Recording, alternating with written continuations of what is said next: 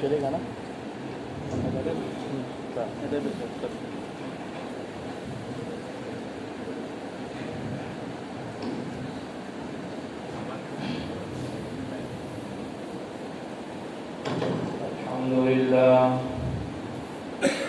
الحمد لله وحده والصلاة والسلام على من لا نبي بعده أما بعد فأعوذ بالله من الشيطان الرجيم بسم الله الرحمن الرحيم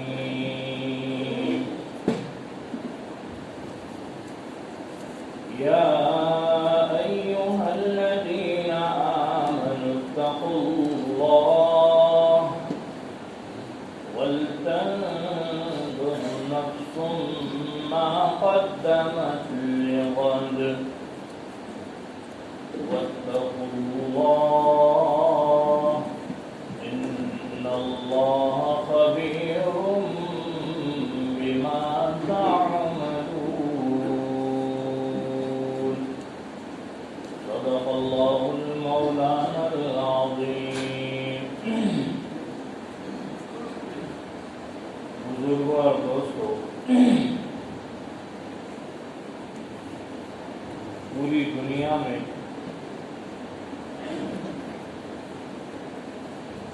گناہوں کے اثرات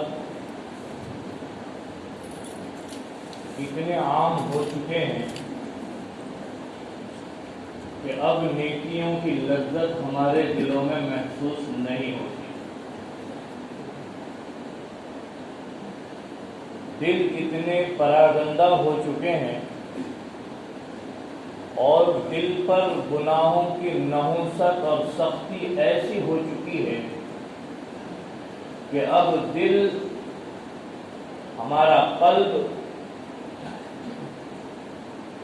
جو اللہ تبارک و تعالی نے اپنے رہنے کا گھر بنایا،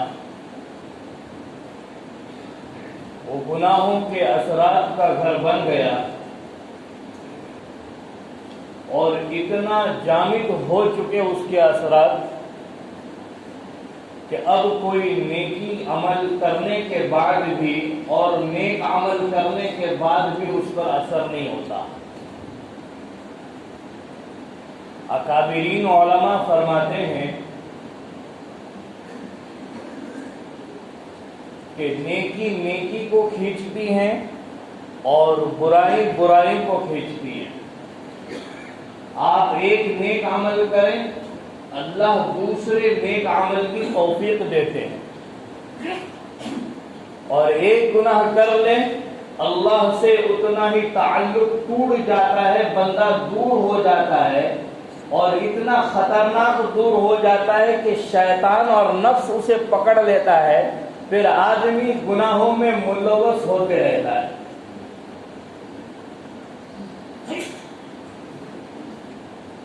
قرآن کریم میں اللہ فرماتے ہیں یا ایھا الذین آمنوا اتقوا اللہ. اللہ نے تقوی کا حکم دیا اور کسے دیا؟ مومنوں کو. اے مسلمانوں، اللہ سے ڈرو.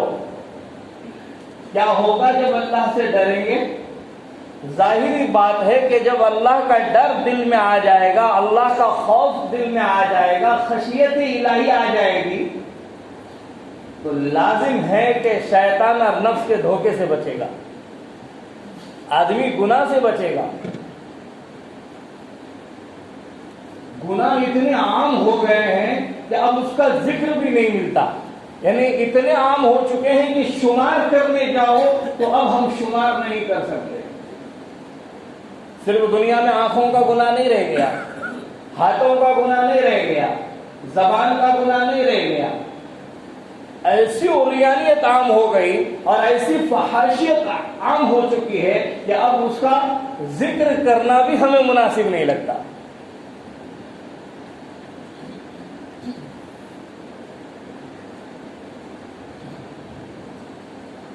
ہم عیسائیوں کے یہودیوں کے جال میں پھنسے جا رہے ہیں.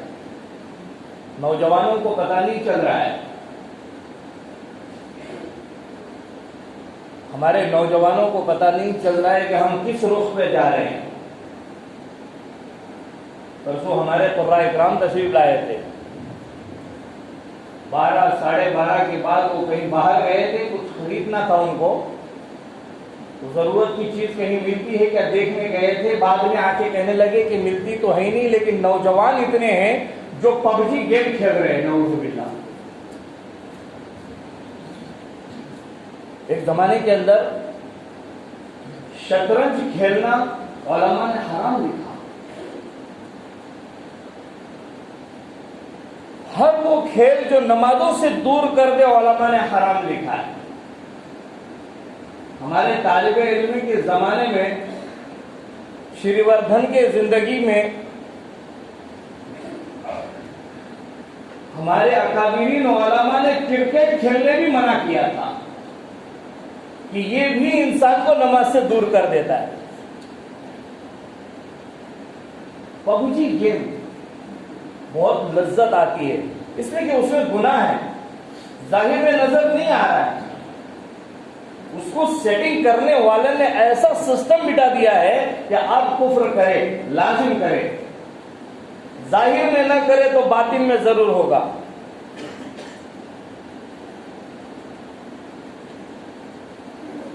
کھیلنے والے جانتے ہیں علماء نے پب جی گیم کھیلنا حرام لکھا ہے. کسی بھی مفتی سے پوچھ لیجیے, ہر وہ کھیل اور ہر وہ گیم, چاہے آپ کے موبائل میں ہو, چاہے آپ کے کمپیوٹر میں ہو, چاہے آپ کے ویڈیو گیم میں ہو, جس سے اللہ سے دوری ہو اور جس کی بنا پر نمازوں کی قضا ہونے کا اندیشہ ہو, وہ ایسے گیم کھیلنا حرام. اور جس سے انسان کفر میں ملوث ہو وہ تو حرام ہی ہے.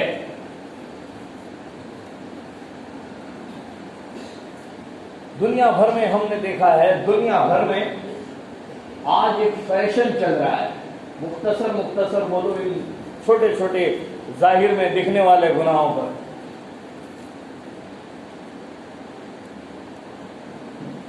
ہمارے نوجوان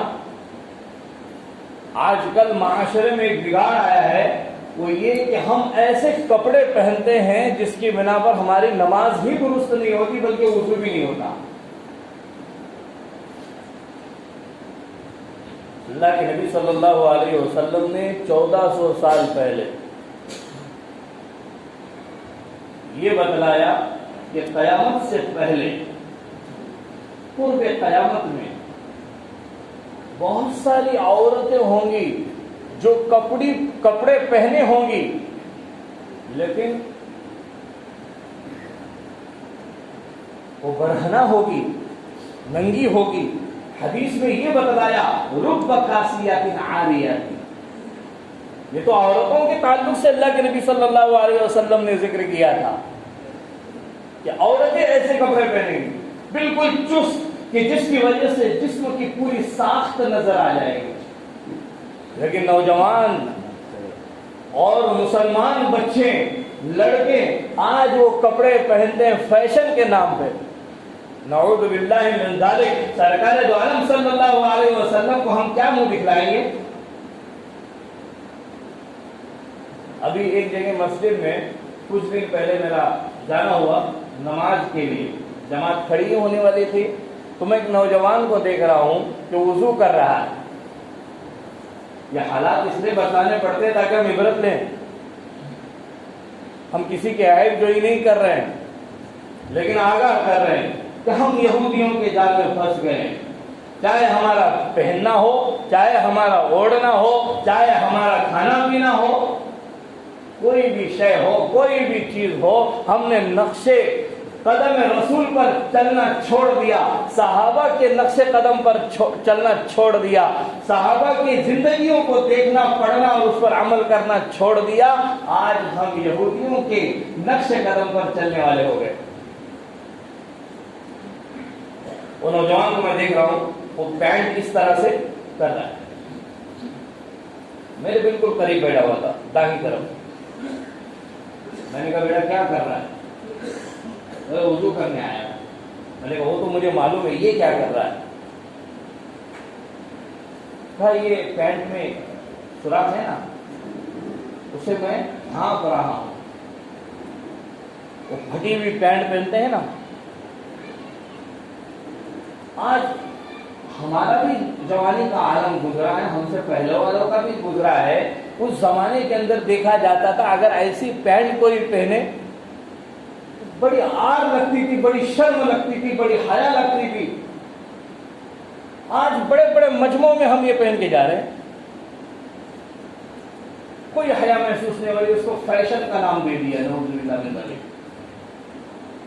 یہ اللہ کے نبی کی سنت نہیں ہے, ہمارے صحابہ کے, اللہ کے نبی کے صحابہ کی سنت نہیں ہے. یاد رکھو یہ حضور کی سنت کے خلاف کام ہے, اور پھر اس کا نتیجہ کیا ہوگا ہم میدان محشر میں اس کو دیکھ لیں گے. اللہ ہم سب کی حفاظت فرمائے, اللہ ہم سب کی حفاظت فرمائے.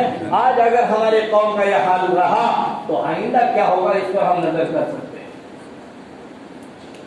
موجودہ حالات کو دیکھ کر آئندہ اور مستقبل کا ہم اندازہ لگا سکتے ہیں کہ پھر ہماری قوم کیا ہوگی. آج تو ایسے کپڑے پہنے جا رہے ہیں, کل کو کیا ہوگا. معاشرے کے اندر بگاڑ آ چکا ہے. ایک زمانے میں مرد پاؤڈر لگانا بھی پسند نہیں کرتے تھے. آج ابھی کچھ دنوں پہلے کسی نے مجھے یہ بھی خبر کیا کہ بولے قاری صاحب یہ معاملہ ہے کہ کسی جگہ فنکشن ہو, شادی بیاہ کا ماحول ہو, اور اس ہال کے اندر نوجوان لڑکے میک اپ کرتے ہیں. یہ حالات چل رہے ہیں. یہ عورتوں سے مشابہت نہیں ہے. یہ کس قوم نے ہم کو سکھایا؟ بلکہ بتلانے والے نے یہ بھی بتایا, ہمیں تو اس کا علم نہیں ہے, ہم لوگ اس دنیا میں جیتے ہیں لیکن ان چیزوں سے باہر ہے.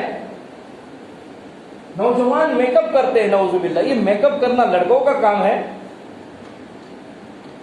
لپسٹک لگا رہے ہیں, پتہ نہیں کیسی کیسی چمک دمک لگا رہے ہیں چہروں پر, نعوذ باللہ من ذالک. یہ شریعت کا قانون نہیں ہے, شریعت کے خلاف ہے.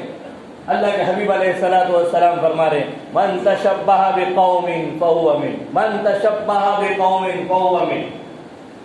جو جس قوم کی مشابہت اختیار کرے گا, جس کے جیسا رہن سہن اختیار کرے گا, جن کے جیسا پہننا اوڑھنا بچھونا اختیار کرے گا, جس قوم کی طرح کھانا پینا اختیار کرے گا, قیامت کے دن اس قوم کے ساتھ ہوگا.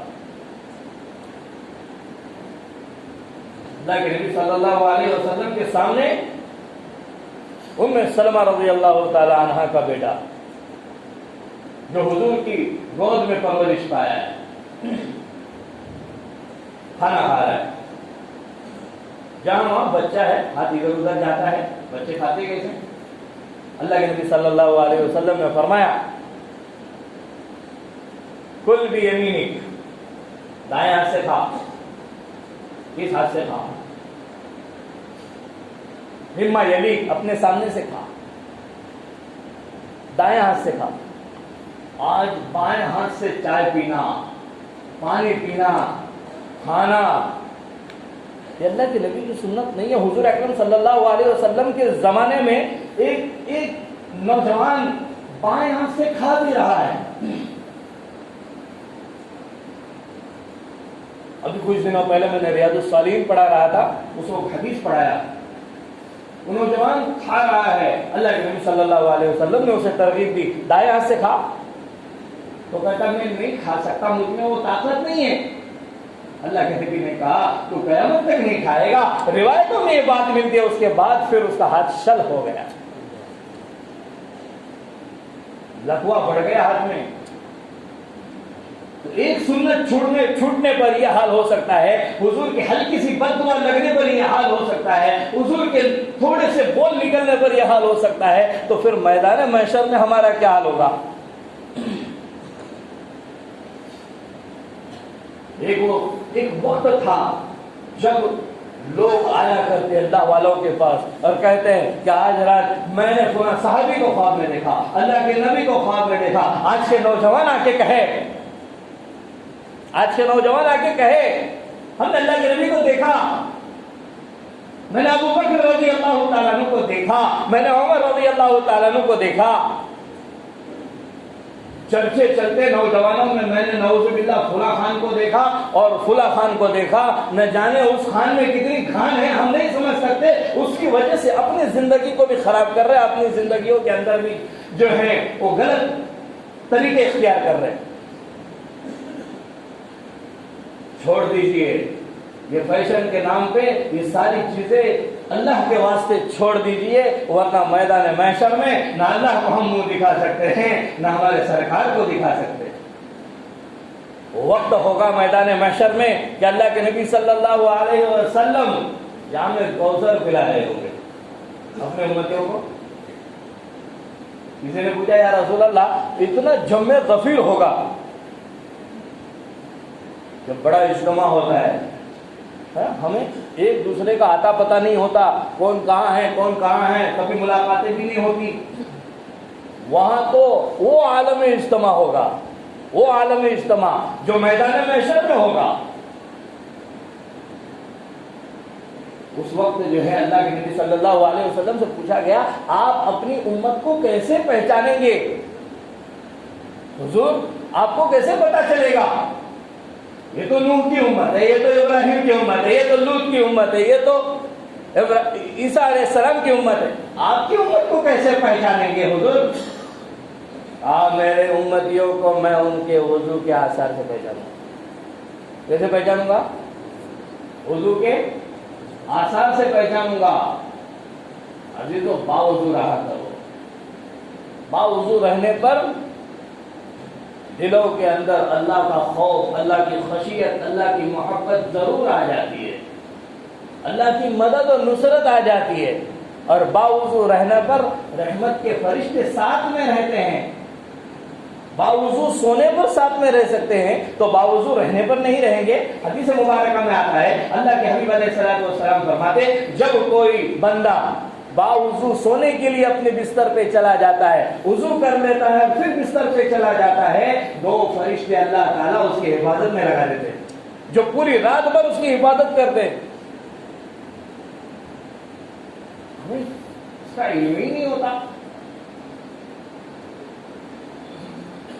آج گناہ اتنے عام ہو گئے، اتنے عام ہو گئے، اگر ذکر کرنے جائیں تو ہمارے کان بھر جاتے ہیں، بس بس بہت ہو گیا، سننے کی بھی طاقت نہیں، اس لیے کہ دلوں میں اب خشیت ایمانی نہ رہا، خوف خداوندی نہ رہا، اللہ کا ڈر نہ رہا، اس لیے کہ ہر کسی کے پاس ہے، ہمارے پاس آج کے زمانے میں یہ ضرورت کی چیز ضرور ہے، لیکن ضرورت تک اس کو استعمال کیا جائے۔ اس سازش چل رہی ہے، ہم نہیں سمجھ رہے، اس فتنے کو نہیں سمجھ رہے ہیں۔ مسجدوں سے، مدرسوں سے، عبادت گاہوں سے، خانقاہوں سے، دعوت و تبلیغ سے ہم دور ہونے کے لیے ہمارے ہاتھ میں دیا گیا ہے۔ اس میں ٹائم پاس کرو، نہ اللہ کا کلام پڑھو، نہ نبی کی سنت کو پڑھو، نہ حدیث رسول کو پڑھو، نہ کسی اللہ والے کے قصے کو پڑھو، نہ سنو، بس اس میں لگے رہو۔ یہی ہمارے لیے جان لیوا ہے اور آخرت میں خطرے کی گھنٹی ہے۔ آج آن لائن پڑھائی کے نام پہ چل رہا ہے سسٹم، آن لائن پڑھائی۔ ہمارے اکابر علماء تو یہ فرماتے ہیں کہ علم سینہ بسینہ آتا ہے، سینے سے سینے میں منتقل ہوتا ہے علم۔ روبرو پڑھو، آمنے سامنے پڑھو۔ یہ آن لائن پڑھائی یہ یہودیوں کی سازش ہے، انہیں پتا ہے۔ آپ یورپ کی رپورٹ نکال لیجئے، آپ انگلینڈ امریکہ کی رپورٹ نکال لیجئے، وہاں کے نوجوان فوراً سو جاتے ہیں رات میں، اور ہمارے نوجوان 2 بج رہے ہیں، 3 بج رہے ہیں۔ ہمارے یہاں ہے میں اللہ کے واسطے کہہ رہا ہوں، میں اللہ کو راضی کرنے کے لیے کہہ رہا ہوں، ہماری اپنی اصلاح کے لیے کہہ رہا ہوں۔ ہر گھر کا یہ ماحول عام ہو چکا ہے اور ہر حال میں ہو چکا ہے، ہر کوئی جو ہے اپنے دوستوں کے ساتھ چیٹنگ میں اور دوسری چیزوں میں لگا ہوا ہے، ضروریات میں لگا ہوا ہے۔ یہی وقت اگر اللہ کے راہ میں گزرے گا، یہی وقت قرآن کے پڑھنے میں گزرے گا، یہی وقت سجدے میں گزرے گا، یقین جانو زندگیوں سے ساری پریشانی نکل جائے گی انشاءاللہ۔ وہ وقت تھا کہ رات کے 2 بجے ہم مصلی پہ ہونا چاہیے، اور ظاہری کرنا چاہیے۔ ہم یہودیوں کی سازش میں چلے جا رہے ہیں، پتہ ہی نہیں چل رہا ہے، خبر ہی نہیں ہو رہی ہے، حالات کا علم نہیں ہو رہا ہے۔ انٹرنیٹ کے ذریعے سے ہمارے گھر میں بے دینی آ رہی ہے، ہر گھر میں وائی فائی کی ضرورت پڑ رہی ہے، جبکہ اپنے پاس ڈیلی کا 1.5 GB موجود ہے۔ وہ نہیں چل رہا ہے تو راؤٹر ضروری ہے۔ قرآن ہو نہ ہو، میرا بچہ نماز پڑھے نہ پڑھے، مجھے کوئی فکر نہیں ہے۔ میرا بچہ میرے آقا کی سنت پر چلے نہ چلے، مجھے کوئی فکر نہیں ہے۔ یہودیوں کی سازش سے ضرور چل رہا ہے، اس پر بھی نگاہ نہیں ہے۔ بہت غور و خوض کرنے کی، سمجھنے کی ضرورت ہے۔ اتنا ہی نہیں ہے عزیزو، اتنا ہی نہیں ہے۔ میں بعض مرتبہ کہیں سفر سے آتا ہوں، ہمارے علاقے میں جہاں میں رہتا ہوں اس علاقے میں بھی نوجوانوں کو دیکھتا ہوں، اور دھن ہوتے ہیں، کیسے ہم گاڑی چلا رہے ہیں، ہم کو سنبھال کے چلانا پڑتا ہے، بس اپنے نشے میں مست ہوتے ہیں۔ کسی کو کہو تمہارے بیٹے فلانا یہ کرتے ہیں، نہیں مانیں گے، یقین نہیں آئے گا۔ آج والدین بچوں کو سپورٹ کر رہے ہیں، ایسے تو والدین سرپرست سپورٹ کر رہے ہیں۔ کہیں آپ کے بچے نے نشہ کیا ہے، ماننے تیار نہیں ہے۔ اب نشہ بھی کیسا؟ ایک زمانے کے اندر اللہ کے نبی صلی اللہ علیہ وسلم فرما گئے، میری امت شراب کے نام بدل بدل کر پیے گی۔ اب مختلف چیزیں آ رہی ہے، پاؤڈر آ رہی ہے، جس کو سونگ لیتے ہیں نشہ چڑھ جاتا ہے، سونگنے سے پھر وہ مدہوشی کے عالم میں رہتا ہے، اسے پتہ ہی نہیں چلتا میں کیا کر رہا ہوں اور مجھے کرنا کیا تھا۔ ابو داؤد شریف کی روایت میں آپ کو بتاؤں، حضور نے شراب کے متعلق یہ کہا ہے، آپ ایک گھونٹ پیے یا پورا گلاس پیے، حرام حرام ہے۔ ایک قطرہ پیے، آخر حرام حرام ہے۔ ما اسکر کثیرہ فقلیلہ حرام، جس کے زیادہ پینے سے نشہ آ جائے اس کا تھوڑا پینا بھی حرام ہے۔